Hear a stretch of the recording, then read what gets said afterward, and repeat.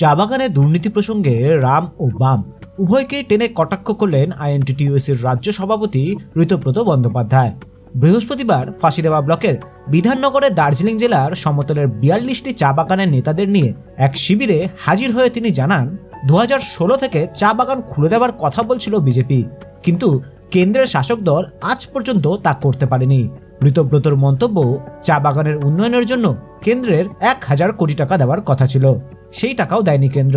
লোকসভা নির্বাচন প্রসঙ্গে ঋতব্রতর মন্তব্য, মানুষ আগামী লোকসভা নির্বাচনে সরকারের কাজের নিরিখেই নিজের ভোট দেবেন, ভালো ফল হবে বলেও আশাবাদী তিনি।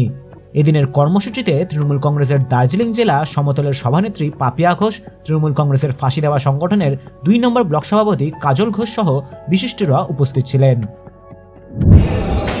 আমরা মানুষের কাছে যা ঘটছে মানুষ তো তার অভিজ্ঞতায় বোঝেন। এই যে ধূপগুড়ির উপনির্বাচন, যেখানে এমএলএ ছিলেন বিজেপি, তৃণমূল কংগ্রেসের প্রার্থী, তিনি সেখানে জিতলেন। মানুষ গ্রাউন্ড রিয়ালিটির ভিত্তিতে হচ্ছে ভোট দেন।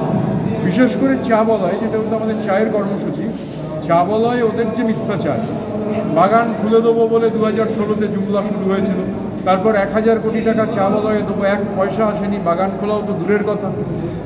পিএফ নিয়ে সীমাহীন দুর্নীতি চলছে, পিএফটা সেন্ট্রাল গভর্নমেন্টের বিষয়, সেন্ট্রাল গভর্নমেন্ট কোনো ভূমিকা পালন করছেন না, অরাজক অবস্থার। অন্যদিকে সেটা নানান ধরনের স্কিম হতে পারে, চা সুন্দরী হতে পারে, বন্ধ বাগানের জন্য, বন্ধ বাগান তো খোলার চেষ্টা করছে, তাও ২-৪টে বন্ধ, তার কর্মচারীদের জন্য ফাউলাই রয়েছে, মাসে টাকা দেওয়ার যে সাবজেক্ট আমাদের রাজ্যের সরকারের। এখন নতুন করে বিপুল অংশের বাগানে, ১১৩টা বাগানে প্রাইমারি হেলথ সেন্টার, হয় primary health centre with ambulance, নয়তো ক্রেশ।